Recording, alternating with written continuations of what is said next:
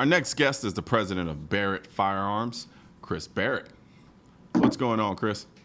How are you, Mr. Noir? I think we should trade voices. I get that a lot. Hey, man, I think my job would be so much more easier. So, tell us about Barrett. Oh, wow. Yeah. What you thought it was gonna softball it? Yeah. No. Yeah, this is a tough one right off the bat.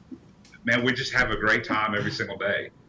My dad founded this company in 1982 with the gun that really still most people know us for, the rifle, the Model 82, the light 50, the big 50 cal. So kind of one of our marketing challenges around here is educating people that we make other things besides 50 cal. So we're still so known for that. It's a blessing and a curse sometimes. But we just, since 82, I think we've kind of continued to do the same thing. We're really pushing the envelope on some stuff, and maybe people don't realize in 82 what my dad did. Yeah.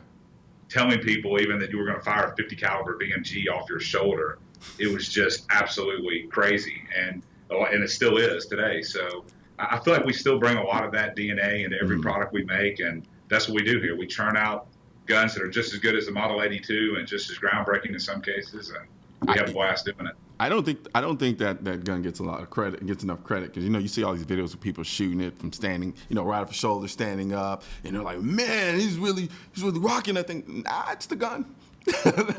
They did a really good job mitigating that. I don't know what you guys did, but it does an awesome, phenomenal job of mitigating the recoil.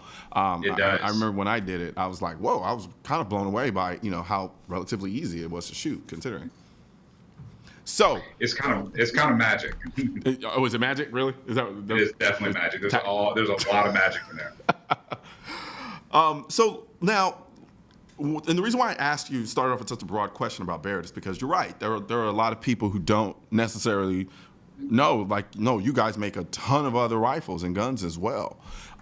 How much of that philosophy from the original goes into the rifles and just the spectrum of guns that you build now? And what are those guns that you guys build? I would say quite a bit of that philosophy goes in. The Model 82, what Ronnie Barrett did with that was fit way more power than you should be able to house into a rifle that's pretty small for what it does. And we still build a lot of rifles like that. When you look at the size and weight of our NRAT bolt action system, or what we've done to the 240 machine gun, making it very light and really optimizing some designs. I'd say a lot of that philosophy still carries forward. The architecture of how we build some of these guns has changed. The Model 82 was a lot of sheet metal, a lot of welding. It's a handcrafted masterpiece. Yeah. It really is. The Model 98 and Model 99 Ford are more CNC machined aluminum billet construction, for the most part, which is just the way we do things. The way we do things now. So they're different, but the philosophy and the DNA is still the same. I actually call that Model AT the Herman Miller Eames chair of the gun world. In a sense. Oh yeah. It just has its ability to transcend time, and no matter who sees it, it's the same guttural reaction. Now considering that masterpiece, does that mean that the ARs that you guys make is that lightweight to y'all? Is that something that just comes incredibly easy, considering? I wouldn't say it does come incredibly easy, because we ask a lot out of all of our rifles. Gotcha. Yes, we make an AR now, but our ARs, like every single one of them, has got a identity crisis. I mean, they think they're sniper rifles. I mean, they all shoot that way, and it's kind of one of the things we say around here that's unofficial, but we all believe that every Barrett rifle, we only make one kind of rifle, and they all shoot tiny groups, and they all shoot precisely. So everything we do is built that way. We've got a new hunting rifle coming out, and we kind of put our standards to that gun, and we just won't have anything else really. So okay. So what is this new hunting rifle you're talking about? Are you allowed to talk about it, or are you going to give me this secret squirrel nonsense? We can. It's already being soft launched on the internet, so we've done a little social media stuff on it. We've got a few videos up on it right now, but our real big launch is at the annual meetings. Okay. So you've got to come by and see that at the booth. But it's the Fieldcraft. It is a 5-pound rifle. It's a 5-pound 308. And I've got one right here. This is one that I've been I hunted with this all year. I took it down to Texas with me. This is a 5-pound 308 rifle. I've got a heavy scope on it.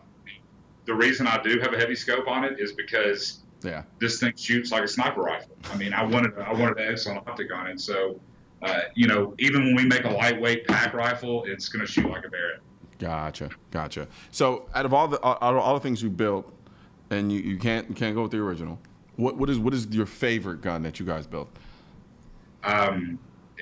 Well, it's probably the one I use the most, and the one I like. I'm partial to it because I designed this rifle. Is a Model 98B. Okay. Which also it became the NRAD platform, but I still love the original 98B because of its simplicity and its lightweight. Again, it is mine is a Creedmoor, and it weighs 11 pounds with optics, with a suppressor. But it can hit stuff at 1,200 yards. Sheesh. And so I've got a rifle that I can carry everywhere, but it shoots like a big heavy gun. Awesome. So that's my favorite. The 98B is still my favorite. Okay. Fair enough. But the Fieldcraft, I think the Fieldcraft is going to make some of the other ones gather some dust. You think so? Yeah. Okay. Look forward. I get a suppressor on it. I cannot shoot without a suppressor, so as soon as I get a threaded barrel model, that's what's happening. Yeah. I've become suppressor obsessed lately. I hate loud guns now. But I mean, what can you do? I don't know why anybody would shoot without one. If you don't have to shoot loud, don't shoot loud. But then I have some friends who are like, your guns is too quiet. You need to put a brake on that thing. And I'm like, no. Do you own an 82A1 yet? To be honest with you, I don't own a single Barrett gun. Oh wait, did you see how you stuttered on that? My goodness. Okay, we gotta correct that. I cannot believe you don't have an 82A1. So when your friends say this isn't loud enough, you can just whip that out. It'll get some attention. Touche. We'll fix that. All right, most definitely looking forward to it. It's the funny thing, irony behind it is, Barrett was one of the first names I was aware of when I really started getting into guns. And to be honest with you, for me, it seemed like a brand that was out of touch because I always looked at it. I was like, I just only saw it through one optical lens of the 50 BMG. You know what I mean? And so it's interesting to watch the progression of the country. I think it's awesome. The company. And I think it's awesome from that perspective because in my mind's been, once I started, I was like, wait a minute, oh crap, they make ARs too. And so knowing what you guys did with that original gun, there was a lot of confidence in the sense of, I was like, man, it's gonna be a damn good gun. Yeah. So that gun, the Model 82 is an icon, and that's what most people identify the company with when they hear Barrett. Did it again. We literally were just talking about this. Me and my habitual tendency to drop my mic. But go ahead. Sorry. Yeah, the Model 82A1 is an icon. It's been a marketing challenge for us, just dealing with what you just said. And we often we talk about Porsche a lot. When I say Porsche, everybody goes to the iconic image of a 911. Yep. But like Porsche makes more 4-door cars today than 2-door cars. Yeah. And so like now the country is just come around and going, oh, they make a great SUV. Yeah. They make an executive sedan. It's like, yeah, we do. And and they did that without really hurting their brand at all. They stayed true. They're actually selling more of those. Oh yeah. They absolutely do. The numbers of 4-door cars they sell outweighs the 911 by far. So, and that's where Barrett is with our situation. We've got our RX-7 DI, our direct impingement gun, is $17.99.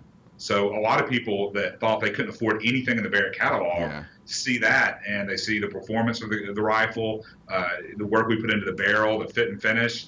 And, it's actually a good value. It's not a thing you often hear about a Barrett rifle, but that gun is a fantastic value. Yeah, no, absolutely. I definitely see it as one of those rifles. There are a couple of companies that I look at as if you're only going to own one, even if you don't make a lot of money that you should save up for. If you're only going to own one, I definitely put Barrett in one of those categories. I don't like that crazy talk about owning one. That's ridiculous. Well, I mean, from a cost prohibitive standpoint, man, come on, give me some leeway. I know. Everybody always says that. If I could only own one, what should I get rid of? Yeah. Come on. No. See. I never advocated getting rid of anything. I didn't say. I said not, I said don't eat for a couple of weeks. I didn't say get rid of guns. See, don't do that. That's right. But no, man, thank you very much for joining us on the show. I look forward to having you back on, and I look forward to seeing you at annual meetings, of course. That should be a hoot. Yep, absolutely. Well, thank you very much, Chris. And you definitely have to. All righty. Yes, sir. Thanks for joining us today on another episode of Seeing Live. We'll be back tomorrow, 5 p.m. Eastern, right here on NRATV. I'm Coleon Noir, and I'm out. And I'm also just going to keep talking because I'm trying to see how many words I can fit in before they decide to cut me off. But apparently he's just going to let me talk myself.